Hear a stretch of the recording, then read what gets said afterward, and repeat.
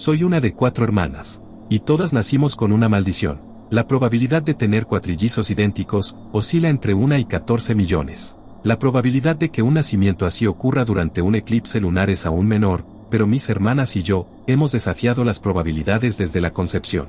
Nunca llegamos a conocer a nuestra madre, murió al darnos a luz. Hemos visto fotos, por supuesto, de una cara parecida a la nuestra, pero igualmente desconocida. Dejó un hueco en nuestras vidas, que nadie pudo ni podrá llenar. Nuestro padre luchó, perdió al amor de su vida, y tuvo que enfrentarse a 4 copias idénticas de ella, que necesitaban toda su atención. Era demasiado para cualquiera, y le impedía dar amor de verdad. No recuerdo ningún momento en el que nuestro padre pudiera soportar mirarnos. Tal vez por eso nuestras aficiones individuales pasaron desapercibidas durante tanto tiempo. O tal vez las notó desde el principio, y por eso eligió ser tan distante. Tal vez nos consideraba monstruos. No sirve de mucho insistir en ello ahora, el daño ya estaba hecho, en el momento en que nuestra madre dio su último suspiro, y su cuarto bebé el primero. Así eran las cosas. Fuimos criadas por una serie de niñeras, cada una menos preparada que la anterior para tratar con nosotras. La infancia fría y sin amor, que padecimos no hizo sino reforzar nuestro vínculo como hermanas. No sé qué lo causó, algunos fenómenos no tienen explicación, pero cada una de nosotras nació con una habilidad única. Cuando éramos jóvenes nos parecían superpoderes, pero a medida que crecíamos se hizo evidente que no se nos habían concedido dones en absoluto, sino más bien maldiciones con las que nos resignábamos a vivir. Por eso estoy aquí. Quiero acabar con mi maldición, no quiero seguir viviendo así.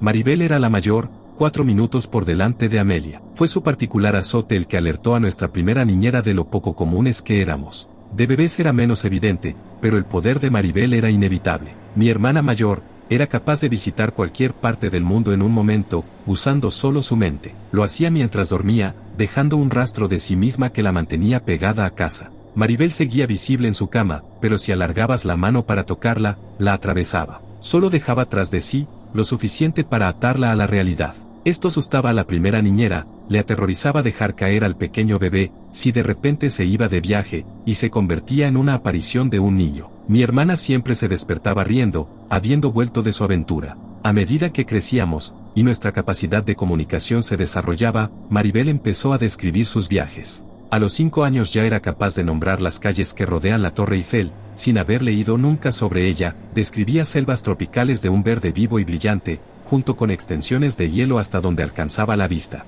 No me avergüenza admitir que estaba celosa de la habilidad de Maribel. ¿Quién no lo estaría? Su vida era un sinfín de vacaciones. Parecía tan divertida, y yo era la última en florecer de mis hermanas, así que mientras ella vagaba por los desiertos, yo me quedaba creyendo que era la única hermana mediocre. Con el tiempo empezó a traer cosas, objetos y artefactos de lugares que visitaba en sus sueños. Al principio, una piedra de la Gran Muralla China, luego, la piel desprendida de una serpiente australiana mortal, un farol marroquí, y la flor más hermosa que jamás había visto, que según ella procedía de la región del Himalaya. Cada vez que volvía con un recuerdo, se quedaba dormida durante un tiempo increíblemente largo, a veces días enteros dependiendo del tamaño del regalo, realmente la sacaba de sus casillas. Nuestro padre nos educó en casa, bueno, contrató a un tutor para hacerlo. Como resultado, pasamos toda nuestra infancia en una casa, con la única compañía del otro, y de los cuidadores contratados. Era reacio a exponernos a nosotras, y a nuestros talentos a la población general.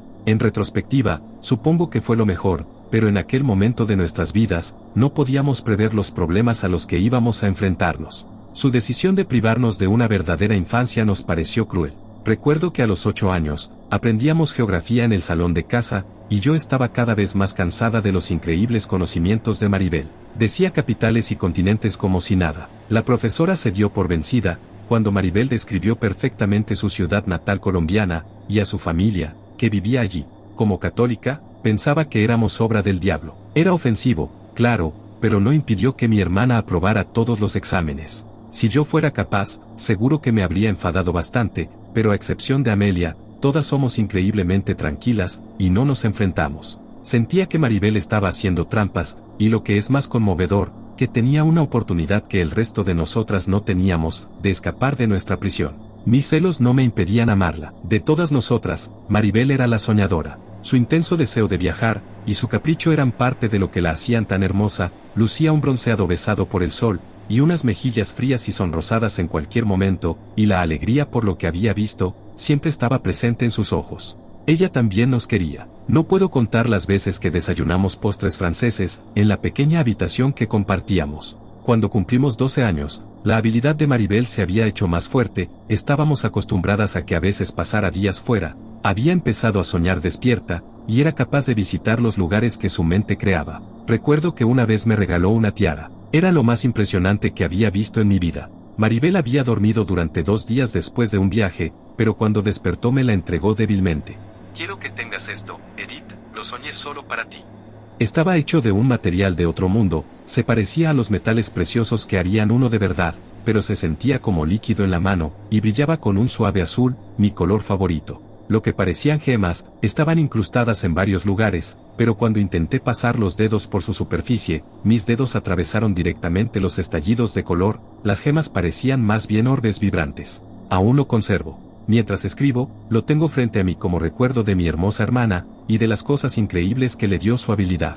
Es lo único que me queda, que demuestra que hay belleza en nuestras aflicciones, a pesar de los destinos a los que nos condenan. A los pocos días de regalarme la tiara, Maribel empezó a tener pesadillas. En lugar de describir hermosos paisajes naturales, empezó a hablar de lugares que no eran más que infinitos vacíos oscuros. Monstruos que no podía ver y que la seguían en la oscuridad. Mi padre no la tomaba en serio. Pasaba tan poco tiempo con nosotras, que dudo que entendiera la fuerza de su poder. Lo atribuyó a las pesadillas normales de una niña pequeña. Con el paso de las semanas, se volvió más perturbada. Viajar en sus pesadillas, tenía el efecto contrario a hacerlo en sus sueños, no dormía durante días. En cambio, no pudo dormir durante días. Mi hermana se deterioró tan rápido, que ninguna de nosotras sabía qué hacer. La falta de sueño provocó más pesadillas, que a su vez provocaron la falta de sueño, y se convirtieron en un círculo vicioso. Pasé mucho tiempo con ella, tomándole la mano, y deseando que pasara una temporada en Brasil, o en Suiza. En cualquier sitio menos en la oscuridad. Como era la naturaleza de su poder, se hizo más fuerte, las pesadillas se hicieron más largas, y finalmente, ella trajo algo de vuelta. Ocurrió en mitad de la noche. Solo oímos gritos y jadeos que nos despertaron a las 3. Macy intentó encender la luz, pero fue inútil.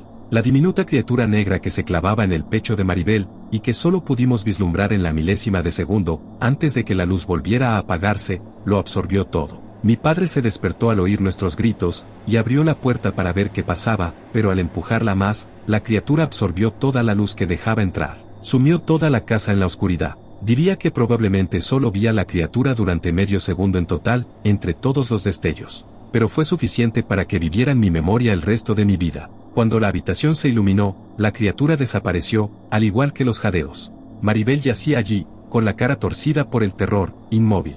Mi padre no dijo nada, se quedó mirando en silencio a su hija muerta. Cuando empezamos a darnos cuenta de que no era un rastro lo que había dejado, que en realidad era nuestra hermosa hermana, la que estaba en la cama sin respirar, la habitación se llenó de vacío. Sus pesadillas la habían seguido, y había muerto asustada y sola en la oscuridad. La habitación estaba más silenciosa que nunca. El dolor de estómago se transformó en entumecimiento, y recuerdo la ausencia total de sentimientos. Amelia empezó a sollozar. Amelia no nos dejó llorar a Maribel. En aquel momento le guardé rencor por ello, quería tener la opción de sentir tristeza por nuestra hermana, pero ahora que lo pienso, no creo que su capacidad le pudiera dar a nadie esa opción. Macy tampoco lo sintió, la pena. En cambio, Amelia pasó semanas encerrada en nuestra habitación, sintiéndolo por todos nosotros.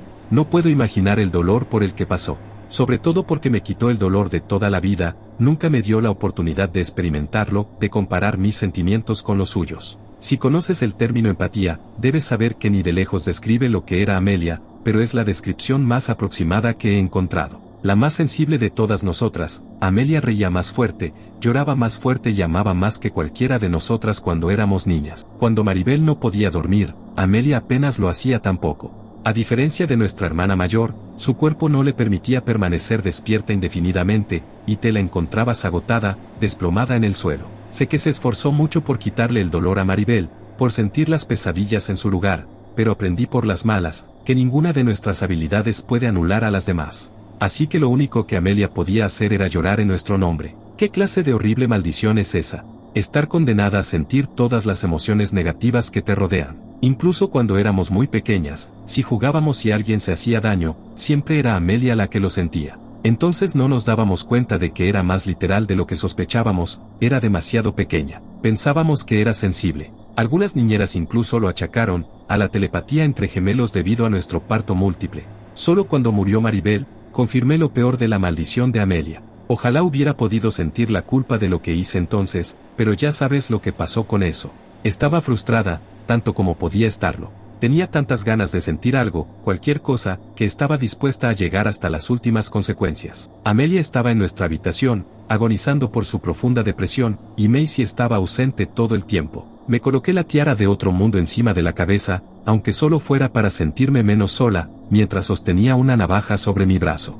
No quería morir, la muerte me aterrorizaba, solo quería sentir. Cuando la hoja me cortó la piel, sentí la presión, vi la sangre, pero no había nada más. Amelia gritó desde el dormitorio, solté la navaja y corrí hacia ella. Estaba encorvada, agarrándose el estómago, con la cara llena de lágrimas por el peso de todo nuestro dolor.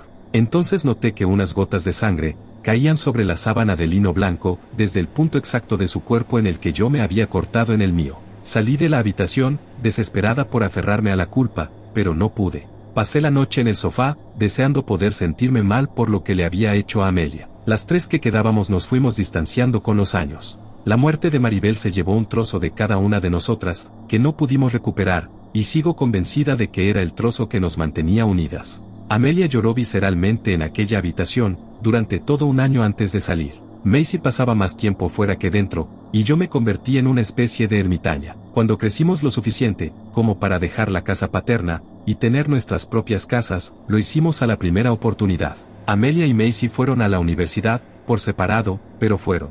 Amelia estudió trabajo social, y se graduó con honores. Fue muy reservada mientras estudiaba, temerosa de acercarse a alguien por miedo a cargar con todo su dolor.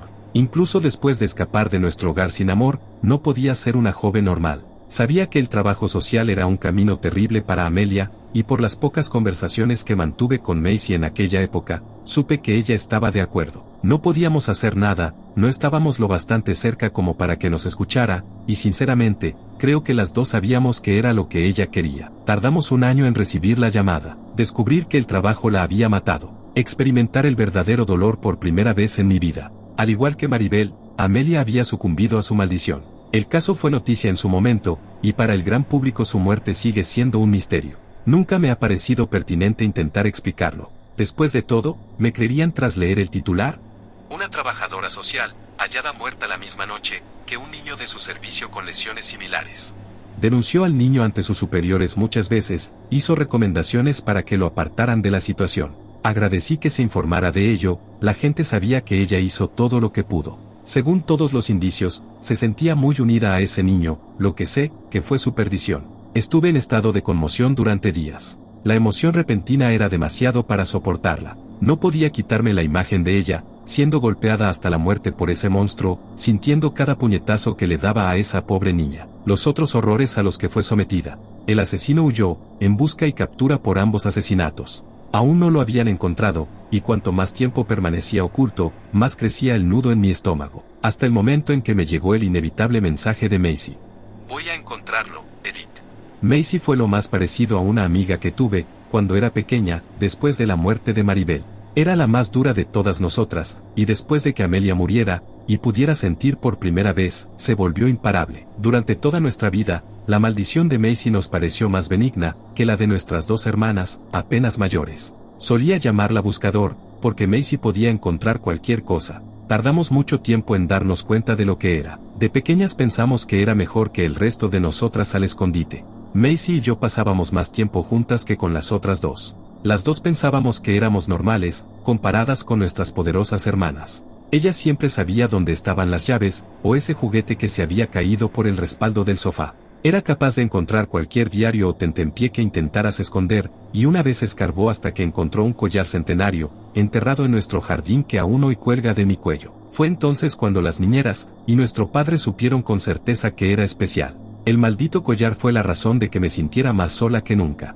A pesar de sus habilidades y mi aparente falta de ellas, me sentía como el bicho raro. Macy seguía siendo una amiga para mí, pero la dinámica entre nosotras cambió, me hacía sentir tan aburrida y sosa. El verdadero potencial de sus poderes salió a la luz la primera vez que captó por televisión un caso local de personas desaparecidas. El hombre padecía una enfermedad mental, era increíblemente vulnerable y había desaparecido días antes de la emisión. Cuando el reportero terminó de hablar, Macy se levantó con calma, se dirigió al teléfono y marcó el número que habían proporcionado para dar información. Está en la vieja fábrica de pan, bajo las escaleras, está atrapado bajo una máquina. Luego colgó, sin palabras. No nos miró ni reconoció lo que acababa de hacer, se sentó y volvió a ver la televisión. No pensé mucho en ello, hasta unos días después, cuando la policía lo encontró. Llegaron justo a tiempo, y el hombre estaba exactamente donde Macy había descrito. Suplicaron al denunciante anónimo que se presentara para interrogarlo, pero, por supuesto, nadie lo hizo. Macy hacía lo mismo cada vez que veía un caso en las noticias locales. La probamos muchas veces en casos de alto perfil sin suerte. Ella solo podía encontrar algo que estaba perdido en algún lugar familiar para ella. Creo que tenía que ser capaz de visualizarlo, pero no estoy segura. Macy nunca habló mucho de su don. Encontró niños, abuelos, parejas e incluso un transgresor en serie. Fue increíble. Lo que habíamos sospechado que era el don más benigno de todos era en realidad el que más bien estaba haciendo. Después de Maribel, Macy se volcó en intentar encontrar a la criatura que la mató. Se obsesionó por completo, incapaz de entender cómo algo que causa tanto daño podía simplemente desaparecer. Por eso se ausentaba todo el tiempo. Cuando no tuvo éxito de inmediato, empezó a tomar el autobús para ir a otras ciudades y lugares en los que no había estado tratando de despertar su talento. Intenté decirle que era inútil, pero no me escuchó. Sabía que la criatura solo existía en las pesadillas de Maribel. Tardó mucho en rendirse. A decir verdad, no creo que lo hiciera nunca, solo que durante un tiempo centró su atención en otra cosa. Cuando se fue a la universidad, estudió una licenciatura en Derecho. Macy se convirtió en detective, e incluso en su primer año fue condecorada por su increíble servicio. Había reunido a muchas personas, objetos robados o recuerdos perdidos. Mi hermana era la mejor. Cuando Amelia murió, y me mandó el mensaje, me sentí mal. Me invadieron nuevas sensaciones de preocupación y miedo. Me lamenté de que mi hermana, recientemente fallecida, me hubiera mantenido adormecida emocionalmente durante tanto tiempo. No quería que Macy corriera la misma suerte que Amelia, a manos del mismo monstruo. No era oficialmente su caso, vivía a kilómetros de donde Amelia había muerto, y nunca la había visitado en vida. Macy no hizo caso, la fijación era demasiado fuerte, igual que años antes con la criatura. Salvo que esta vez el monstruo que había matado a nuestra hermana era real, era tangible. Tampoco había visitado a Amelia en su año de trabajo social. De todas las emociones nuevas, la culpa era la más fuerte. Por todo, intenté localizar a Macy, conduje durante horas, pero mis habilidades de rastreo no estaban a la altura de las suyas. Sabía qué buscar, pero no tenía ni idea de cómo, y no pude salvarla. Macy no murió a manos del asesino de Amelia. Me hace preguntarme si su destino ya estaba escrito. Si tal vez, todos nuestros destinos fueron sellados en el momento en que nacimos. Su muerte marcó el final de la persecución de un asesino en serie, activo en la zona en la que ella buscaba al padre maltratador. Es devastador pensar que una mujer con tanto talento y potencial, fuera engañada y destruida por una artimaña simplista. En su búsqueda se encontró con un cachorro solitario, que vagaba por un bosque. Lo recogió e inmediatamente supo dónde encontrar a su dueño, así que volvió sobre sí misma, directa al campamento del estrangulador del bosque. El estrangulador había estado utilizando al cachorro, para atraer a las mujeres al bosque, con la impresión de que iban a buscar al perro perdido con él. No esperaba a Macy, así que entró en pánico, y se alejó de la firma que le había hecho famoso. Macy no fue estrangulada.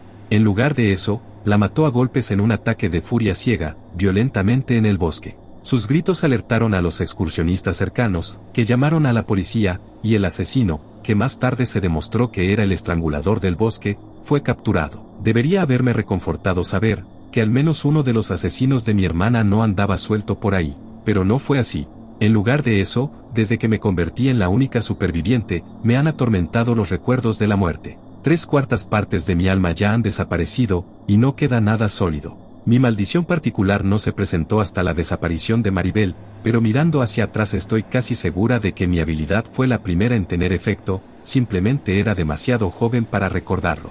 No se me ocurre otra forma de describir mi maldición, que no sea como un símbolo de muerte. Minutos antes de que Maribel muriera vi exactamente lo que ocurriría. Mi visión era vívida, o tan vívida como puede serlo en la más absoluta oscuridad. Lo habría considerado un sueño, una imaginación hiperactiva, pero las sensaciones eran demasiado reales. Lo más alarmante fue que la vi morir, desde la perspectiva de la criatura que la había matado, que estaba hurgando con saña en su pecho, absorbiendo cualquier resto de vida de su joven cuerpo. Cuando desperté aquella noche, me preparé para alertar a alguien, para despertar a Maribel, y contarle lo que había soñado, pero ya era demasiado tarde. Al oír los gritos, Macy y Amelia se incorporaron como un rayo. Maribel murió en agonía minutos después. Intenté comprender lo que había visto, y por qué lo vi desde el punto de vista que lo había visto. Era un poder cruel, poder visualizar un suceso terrible sin tiempo para evitar que ocurriera. Era inútil, no podía usarlo para nada bueno, como las demás podían hacer con los suyos. Sabía que recibiría la llamada sobre Amelia, unos días antes de que ocurriera. Eso fue lo que tardaron en encontrarla. Después de imaginarme golpeándola con saña, y a su vez a la niña, hasta quitarle la vida, supe en el fondo de mi corazón que se había ido. Aquella visión, fue realmente la peor experiencia de mi vida. Intenté llamarla. Esperaba equivocarme con mi maldición, y que solo fuera un sueño terrible, que mi visión de Amelia había sido la misma. Pero la intensa sensación de preocupación, las emociones que llenaban todo mi ser demostraban que ella no iba a volver. Una vez más había predicho la muerte de mi hermana. Fui yo quien avisó a la policía local de que había desaparecido. Les llamé inmediatamente y me di cuenta de que no me tomaban en serio. Tardé días, pero insistí lo suficiente como para que hicieran una comprobación, y cuando en su lugar de trabajo dijeron que no había aparecido, registraron su piso y la encontraron. ¿Por qué este maldito poder no podía darme tiempo? El tiempo justo para despedirme siquiera, si no podía cambiar su destino, no entendía por qué me robaban un último recuerdo feliz. En lugar de un abrazo o una palabra amistosa, me quedé con visiones de mis hermanas siendo brutalmente asesinadas. Ser el asesino en esas visiones solo lo hizo peor. Con Macy fue muy parecido. Después de todo lo que habíamos pasado, cuando tuve aquel mensaje no podía soportar tener otra visión, otro recuerdo horrible eterno. La perseguí en mi coche durante semanas, intentando adivinar dónde podría estar cazando. Cuando por fin tuve la visión, estaba durmiendo en el coche. La paliza me convenció de que había encontrado su objetivo, y no reconocí el bosque.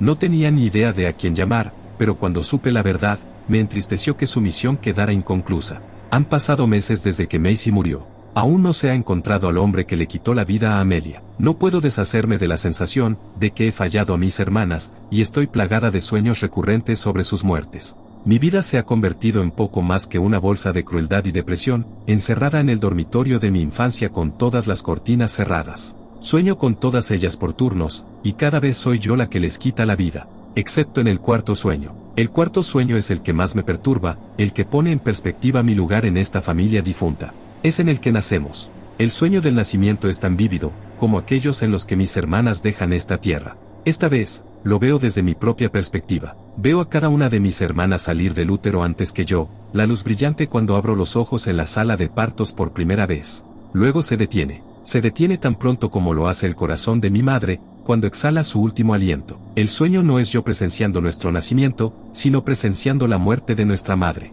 Y en consonancia con los otros, es desde la perspectiva de su asesino. Me he dado cuenta de que soy la maldición, un ángel de la muerte que solo ha traído miseria a los que me rodean. Mis visiones no eran meras premoniciones, eran una causa. Cada vez me cuesta más escribir esto, mientras intento alejar las imágenes que siguen cada uno de mis pensamientos, pero para mí era importante que mis extraordinarias hermanas no fueran olvidadas, que las maldiciones que tenían, fueran conocidas. Volví a vivir con nuestro padre, cuando anunciaron el reciente encierro. Solo quería estar con la familia, aunque lo único que me quedara fuera un hombre, que nunca podría mirarme a los ojos. Por primera vez en mi vida, ha sido un padre, preparándome comida y bebida. Supuse que el dolor de haber perdido a todas sus otras hijas, le había cambiado la perspectiva. Cuando lo vi por primera vez no quería creerlo, que envenenaría a su propia hija. Pero la visión era inconfundible, vi vívidamente cómo abría el veneno para plagas, y lo vertía en un vaso, que momentos después me presentaría a mi propio padre.